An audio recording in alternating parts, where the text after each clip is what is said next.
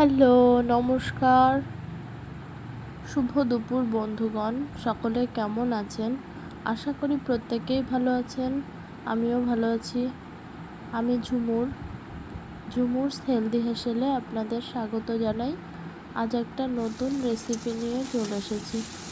দেখতেই পেলেন, এটা হচ্ছে তেলাকুচু শাক। তো তেলাকুচু শাক আমি ধুয়ে কেটে বেছে পরিষ্কার করে নিয়েছি। তো এখন চিংড়ি মাছগুলো ভেজে ভালো সুন্দর করে চিংড়ি মাছগুলো লবণ হলুদ দিয়ে ভেজে নিয়েছি। কিন্তু তারপরে আমি তেলাকুচু শাকটা চিংড়ি মাছের মধ্যে দিয়ে ভালো করে একটু ভেজে নিচ্ছি। আর দিয়ে দিয়েছি জিরে গুঁড়ো, একটু ধনে গুঁড়ো, কাঁচা লঙ্কা চেরা, হলুদ আর লবণ পরিমাণ মতো দিয়ে আমি কিন্তু ভালো করে নেড়ে নিচ্ছি। একটু ভাজা ভাজা করে নিচ্ছি হালকা। আমার রান্না আপনাদের কেমন লাগে অবশ্যই কমেন্ট করে জানাবেন।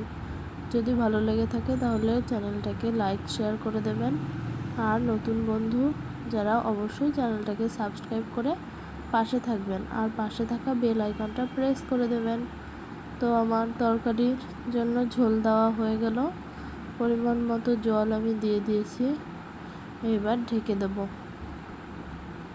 তো এটা কিন্তু খুবই সাধারণ রান্না, তা খেতে কিন্তু অসাধারণ লাগে আর স্বাস্থ্যের পক্ষে খাওয়া খুব ভালো। তো তেলাকুচু শাক পরের দিন আমি অন্য একটা রেসিপি করে দেখাবো, সেটা হলো ছোটো মাছ দিয়ে সেমভাবে রান্না করতে হবে। তো আমার আলু শাক সিদ্ধ হয়ে গেছে। এখানে আমি রাঁধুনি ফোড়ন দিয়ে দিচ্ছি।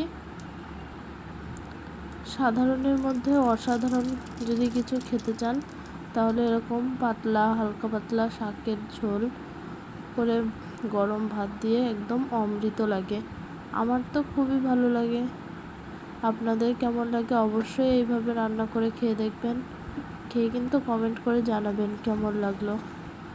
তো আমি রাঁধুনি দিয়ে দিয়েছি। এটা একটু ভাজা ভাজা হয়ে গেলে তারপরে আমি রাঁধুনিটাকে একটু কড়াইতে ডলে নেব। তো একটা ভালো সেন্ট আসে, এই জন্য আমি এটা করে নিচ্ছি। আর এগুলো রাঁধুনিটা একটু যখন ব্রাউন ব্রাউন কালার হয়ে যাবে ভাজা ভাজা, তখন আমি তরকারিটা দিয়ে ফোড়ন দিয়ে নেব। অনেকে ফোড়ন একবারে দিয়েও রান্না বসায়, কিন্তু আমার কাছে লাস্টে ফোড়ন দিলেই ভালো লাগে। তো আমি ফোড়ন দিয়ে দিচ্ছি। আর ফোড়ন দিয়ে সামান্য একটু জাল দিয়ে তরকারিটা তুলে নেব। আর এটা কিন্তু একটু ঝোলঝোলি হবে, কারণ এই ঝোলটা খাওয়াই স্বাস্থ্যের পক্ষে খুব উপকার।